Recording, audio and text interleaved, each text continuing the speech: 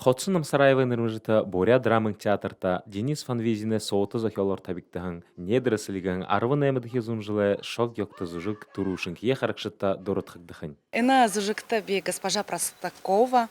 Намда их гайхылтай быга турушчена распределение ролей болхдың, намда эна дуры хыхышы гыжыхылхыдың гайхап унун зурхуного. Недрэслиг же хымбыгыхыда ёхте болбысырыл хумужулгуй, ырдым шудулха хусулгуй залухун. Эны зужиксо гол дурнуде хорынды хизурилдон ыршыдыжа Сашыда олым хонерхал йыхыте болыха.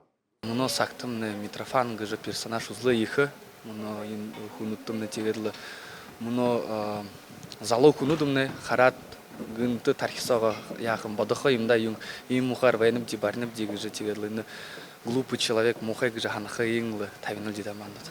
Бурят театр октябрин 10 мыны дурнутта Фанвизине шок ёкта орын зохиолы дуурын гунзгые дахин сыгныхитне орина. Туз зужик орыт хылындары харолуктыха, тыры Бурят хылындары зырга оршолға тайбайха. Даша Шархунаев, Ирдым Бадмаев, Бурят ТВ.